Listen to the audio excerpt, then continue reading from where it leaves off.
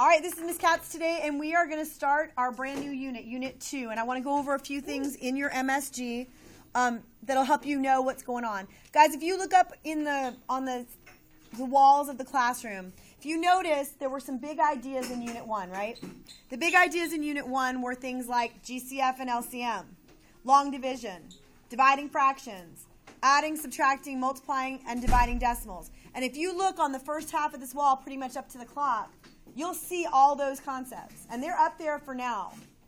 They were up there when you took your test. They're just little reminders.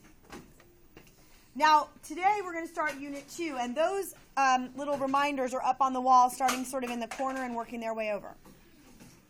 Here are the big ideas that we're going to be looking at in Unit 2. We're going to talk about what a ratio is and how to make one, what unit rates are, how to use them. We're going to use proportions to solve all sorts of problems, including measurement conversion and percents. Okay, that's the big ideas. When we are done with this unit, you should be able to take away a knowledge of those topics. Okay? If you look on the right-hand side of this front page, you've got the calendar for the unit. We're a little bit behind because I was out yesterday, but I think we're actually going to be all caught up by tomorrow. So we left a lot of wiggle room to make that happen. So we may not always stay exactly true to the calendar, but we will go in that order. Okay? And notice that there are IXL skills that are listed on each week. Those IXL skills correspond specifically to the skills you're learning that week. So if you need some extra practice, they'll either be listed as homework that week, or they could be a good source of extra practice for you. If you flip over to the back side of that front cover, you're going to find a couple things. First, as we did in Unit 1, we've got all the standards that we are required to learn written for teachers. This is what I get that says, here's what your kids need to know. And then we take them and we break them down into student-friendly versions so you guys can understand them better and so I can understand them better. And if you take a look, it's listed as a checklist. I'll remind you that we do that on purpose because if you guys are really keeping up with your work, by the end of the unit, you should be able to check all these things off, and that's how you know you are ready for a test or quiz on this material. So notice it's excuse me. Give him his pencil back, please. Thank you. Notice that we're looking at ratios, unit rates, unit rate problem solving, tables of equivalent ratios, all that good stuff. We're talking about percents, finding pieces of the percent proportion, metric unit conversion, and customary unit conversion. All the same stuff we just said on the front. Now on the right-hand side is an IXL tracking log so you guys can keep track of your scores. Because remember, what is the minimum score you need to get 100? 80. So if you keep track of them as you go, you'll know which one, you'll be able to keep up with which ones you've done. Okay? This week in particular today, your homework is R1 and R3. Those are about writing a ratio and writing a ratio from a word problem. And honestly, based on what I see, those should only take a few minutes once we've done our lesson today. Okay? All right. Please note that the vocabulary page must be complete by the time you turn this thing in. I highly recommend you do that today. Get it over with. Kevin, you need to write the definition, which is exactly what we've written here. And then if there's some illustration or an example you can give to help you remember that definition, that's where you'll write it. If you don't know those today, you can do them as we get through the unit. You'll be able to have some more knowledge that might help you make those happen, okay? But they're just little tricks. Like today we're going to talk about ratios. There's 3 ways that we write a ratio. That might be what you put in that box when we get that far. Does that make sense? Okay. Now we're going to skip over 4 and 5. Those will come back to at the end of the unit. Those are actually a review sheet for the unit. We put them at the front so you can kind of see what you need to know. But today we are going to start with ratios. And honestly, guys, if you pay attention, there is nobody in here who can't get this. It doesn't require a whole lot of basic math knowledge or prerequisite skills. You literally just have to understand what I'm saying. It is on page 6A. That's where we're starting. And I'm just going to make these colorful so that you guys can see what we're talking about. In the original document, they were colored. So, all right. What do you think we're going to fill that blank in? Raise your hand. Josiah. Ratio. A ratio is a comparison or a relationship of 2 quantities by division. We talked about how the fraction bar represents what? Division, right? We talked about that before. So the fraction bar represents division. A ratio is a comparison of two numbers by division. Now, by definition, how many numbers does it have to have? 2. Okay? Ratios are always given, ladies and gentlemen, in simplest form. But they always have to have 2 numbers. So where we might simplify a fraction before this and get a whole number, that will never happen here. We need 2 numbers to compare them. In this particular case, okay, it says the ratio of 2 red paper clips to 6 blue paper clips can be written in the following ways. 2 to 6. 2 to 6. We say that, we repeat this the same way. It means the same thing, 2 to 6. And the last one is 2 to 6. We say them all the same, but we can write them in 3 different ways. Does that make sense? Yeah. Now notice the order was 2 red paper clips to 6 blue paper clips. So you got to go in that order. 2 red to 6 blue. 2 red to 6 blue. Everybody understand the order matters?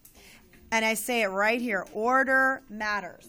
Okay? However we've listed it out, that's the expected ratio. Yes, ma'am? You got it. The one in front goes on top. Okay? Yes, sir. So you can't say, if it's 2 to 6, you can't say 6 to 2. Nope. Because that's a totally different relationship, right? We're asking you to compare the red paper clips to the blue. So it's 2 reds for every 6 blue. Does that make sense? Okay? And notice that 2 6 can be written as a fraction because that's another way to write a ratio. And we can simplify that. Somebody raise your hand and tell me what's the common factor between 2 and 6 that allows us to simplify. Zoe Ray. 2. So when we divide by 2 on the top, we get a 1. We divide by 2 on the bottom, we get 3. Now what that means is that for every 1 red paper clip that we have, Baron, we will have 3 blue paper clips. Does that make sense? So if I know that, so for every 1 red, hold on, let me, for every 1 red, I will have 3 blue. So let me ask you a question. If I have, let's say, 7 red, how many blue paper clips can I expect to have? What do you think, Kevin? Nope. Good guess, though. Good guess. Look at it again. If every 1 red paper clip I have, I'm going to have 3 blue ones. So if I have 7 red paper clips, how many blue ones would I expect to have? What do you think? 21. What do you think? 21. What do you think? 21. Where'd you get that, Kevin? 3 times 7. You got it. Look, guys, in order to get from 1 to 7, I have to multiply by 7, right? There's 7 of them. And that means in order to get from 3 to 21, I'm also going to multiply by 7 to keep these fractions equal. So the cool thing about a ratio is it sets up a relationship between those 2 numbers, allowing us to figure out one when we've been given the other. Does that make sense? Okay. Now, let's take a look at an example here, one way that we look to write ratios. Several students named their favorite flavor of gum, and we made a chart based on that information. So we asked a bunch of kids, what's your favorite flavor of gum of these 4 choices? Okay. Now they want us to find out, to compare the number of students who chose fruit to the total number of students that were interviewed. Okay. How many kids chose fruit? 3, right? How many total students were there? 21. How do you know that? Because when you add them. Yeah, you add up all these guys. Why did I include those 3? The 3 people who chose fruit in my total. Because they were part of the total. Yeah, that's how many kids took the survey. What this says is 3 out of the 21 students that we asked chose fruit. Now, notice I can write it like that. I can write it like this. Can somebody hit the timer for me, please? Zoe Ray? So hit the home button on the TV screen, honey. On the bottom of the TV. See the one that looks like a house? The button. Okay, wait, hang on. The button's at the bottom, sweetie. On the black. On the actual TV. Where? Oh, okay. And then hit dismiss. And then hit back to input for me. Right there in front of you. There you go. Thank you. That's it. All right. So notice I can write this 3 different ways. 3 to 21, 3 to 21, or 3 to 21. Alex, I don't want to have to talk to you again. Mm-hmm. All right. Yeah. What factor do 3 and 21 share, Alex? No, you're going to get a 7, but what do they share? What goes into both of them? Mm-hmm. Johanna. 3, he came out with it. So if we simplify this, every ratio needs to be simplified just like every fraction does. 3 goes into 3 one time, and 21 divided by 3 is 7. So what this says is there's one kid who chose fruit gum for every 7 students that answered the question. That's what the ratio explains. Does that make sense? So if 14 kids were interviewed, how many kids would you expect to have to say fruit? If 14 kids were interviewed, how many do you think would say fruit? 2, right? Because to get from 7 to 14, we multiplied it twice. Same thing on top, we're going to get 2. So we can use that relationship to find a whole bunch of other relationships. All right, let's try some of this in practicality. So we're going to write a few ratios together. Notice that what did I tell you matters? What was the big thing that mattered? Order matters. So let's make sure when we're doing these problems that we read them carefully so we have the correct order. So it asks us to write the ratio of black stars. And notice I'm underlining and I'm boxing so I can remind myself what I'm comparing. Black stars to white stars. So Corden, how many black stars do you see? Corden? How many? 2. And honey, how many white stars do you see? 5. So it's 2 to 5 is that ratio. Tell me another way I can write that. So Ray. Word, 2, 5. And what's the last way that I could write it? Lorenzo. You got it. 2 over 5. And Kayla, I did not forget about you before we go today. I'll talk to you. All right. Now notice that it was asking for black to white. Now with the second time around, what's it asking for? White to black. White to black. So the order matters. So the same numbers apply, right? We still have the same number of stars. But this time they're going to be swapped because we're doing the white first. So what's one way I can write that ratio? Who haven't I talked to? Jeremiah's. I don't know how to say it. You can give me any one of the 3. There's 3 ways to write it. Okay, as a fraction. What goes on top? 5. And on the bottom? 2. What's another way to write that, Jordan? With the actual word. You got it. And what goes first? 5, 2, 2. And what's the last way, Sophie? Yep. And this 2 dots is called a colon. Okay? And so any one of those 3 ways, I want you guys to recognize that they're all the same. Okay? They just look a little different. Now let's take a look. What's the ratio of people who chose snakes in this chart to those who chose dogs? What comes first? Snakes. How many were snakes? And how many were dogs? Now, is that finished? No, why not? It's not simplified, right? We can simplify it. To simplify it, I highly recommend you write it as a fraction. What number goes into both 15 and 10? 5. Let's divide by 5. So what do we get on top? 3. And on the bottom? 2. Now you can write it like that, or like this, or like this. Any one of those is acceptable. Do I have the Joker in the back of my room today? All right. What's the ratio? Now, this one's a little different.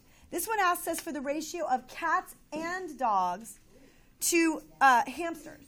So how many people chose cats or dogs? 16. Yeah, you have to add. 16. 16 people chose cats or dogs. Cats and dogs together. That's their group. And how many people chose hamsters? 8. Now, again, is this one done? No, we can what? Simplify. So 16 goes on top and 8 on the bottom. And what do we divide by? What's the common factor here? 8. 2 would work also, but we just have to do a couple of different steps. So I'm going to do it all in one. 16 divided by 8 is what, guys? 2. And on the bottom? Now, notice, if we were simplifying a fraction, what would the final answer here be? Just 2, right? Well, if we were simplifying this fraction, we would just make this 2. But because a ratio is a comparison of how many numbers? 2 numbers. We've got to keep them both. So in order to do this, we're going to do this. Any one of these would be an acceptable answer. Does that make sense? And notice we had to add together a group to make a group. Okay? Now the last one, or the next one says, how many of those people chose snakes compared to everyone who was surveyed? So how many chose snakes? How many? 15. Why? I don't know, but okay. And how many people were surveyed altogether? 25, 21, 25. How many people took the survey? How do we find that out? Adding them all up. 38. What? 40. 30, 40. You know, calling out numbers isn't going to solve your problem unless you actually have some basis for those numbers. I'm just saying. All right. So 15/40ths. You can call out numbers all you want. I can make up all sorts of numbers if I want to. All right. What is wrong with 15/40ths? It's not simplified. What goes into both? 5. Okay. And on top, what are we going to end up with? 3. And on the bottom? 8. 8. And we can write it like that, or like this. How is it 40? How's it 40? Because when you add up all these people who were surveyed, you'll get 40. Yes, and make sure you do. Because we were asking for the total. That included the people who chose snakes as well. It did not include, however, the people who were doing the chicken dance in class. Okay, so now the question is, how many cats, what's the ratio of cats to fish? So how many cat people were there? 6. And how many fish? 1. And notice that's already done for me then. There's no simplifying. Any one of those would be okay. Yep. Does that make sense, guys? Writing a ratio is very simple. You just have to understand what they're asking you for. And then you have to what? Too fast. I what? Write too fast. Well, you can catch up. That's why it's up there. And also that's why I'm going to post it on the blog. All right, are there any questions about how to write a basic ratio? Alex? Shh. Okay, anybody else have a question? That's okay, it's up there. And it'll be on the blog too, Baron. Do we have to work on speed writing or something with you? Oh, yeah. All right, so let me tell you again. Homework tonight is R1 and R3 on IXL. They are very simple, literally write a ratio. Some people can do them in a couple minutes apiece. They shouldn't be long. And make sure you finish your vocabulary. Because I promise you, I'm going to say this really close to the mic. I promise you, your vocabulary page will be a page I grade when I grade your MSG. Okay?